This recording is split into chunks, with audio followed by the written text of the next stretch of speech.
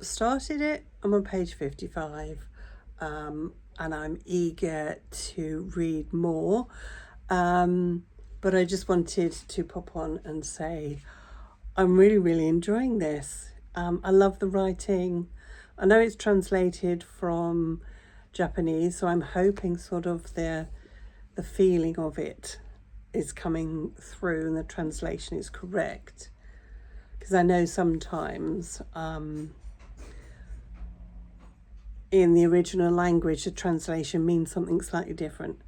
But anyway, really enjoying this, and I'll update you later. Hold this book up so you can't see the bin.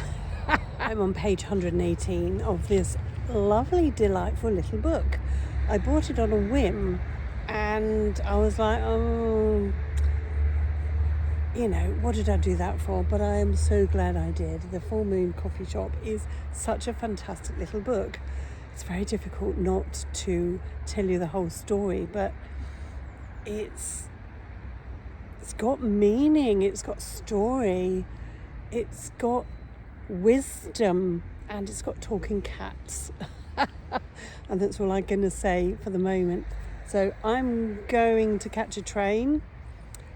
I'm going to read more on the train, and I'll update you probably when I've finished. Want to hear about a magical pop-up cafe that appears only on a full moon? Giant talking cats. They embody planets, and they even read the visitor's star chart. Now this is a charming book, and as I've said, it's got talking cats. There is poignant human connections, astrological guidance, and all under a Kyoto full moon. There are 4 characters in this book, and I have to say I did kind of struggle with some of them. Now, the character Mizuku opened up the book, and I think she remained my favourite character all the way through. She is a gifted script writer who actually had quite a lot of success and kind of became a bit famous, as it were.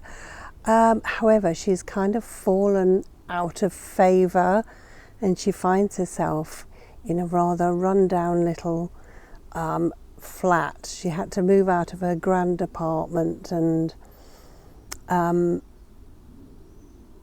you kind of connected, well, I connected with her straight away. How she's just struggling to get along.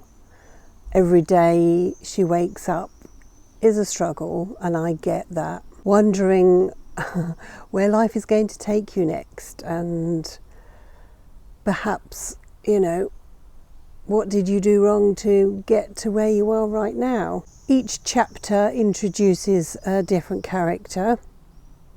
So as I've said, we've met Mizuki, we meet Akari, Megumi and Takashi, a TV director, a hairdresser and kind of an IT entrepreneur, businessman, and they all have their own experience at this Full Moon coffee shop. With all these characters, each experience is quite unexpected. They're kind of walking along wherever they are, generally by this river that's mentioned quite a bit. I don't remember what it's called, but I did look it up on Google, and it did look as to how it gets explained in the book. But they're just walking along, and boom, there's this like pop-up shop. And one way or another, they are all tempted to partake in the goodies that this coffee shop offers. Now, each character is actually offered a bespoke treat, whether it be a drink, ice cream, whatever. And the descriptions of these sound absolutely delicious. I mean, where is this coffee shop when I need it, right? Each chapter that starts with this different character, you get a little like drawing of the treat at the beginning of the chapter. Like that, for example. These cats do appear as cats, but they also appear as humans.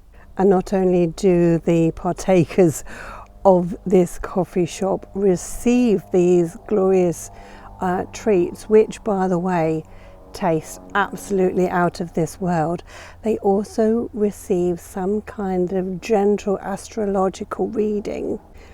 I want to be clear here, they're not like fortune tellings, they're just very gentle nudges trying to illuminate the sort of unrecognized parts of themselves. I do have my notebook on the floor because I've written a quote here that I'd like to share with you. Understand yourself and you'll be able to care for yourself.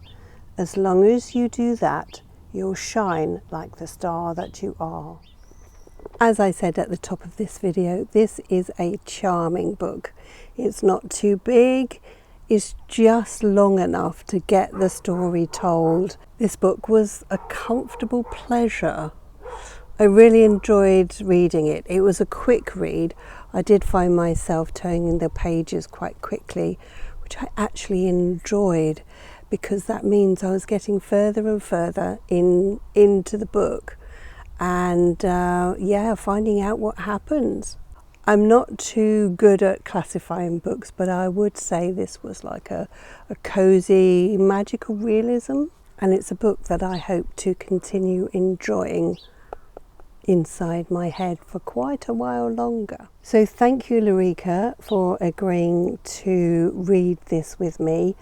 I did keep forgetting and she did keep nudging me, and I kept saying, what book was it again?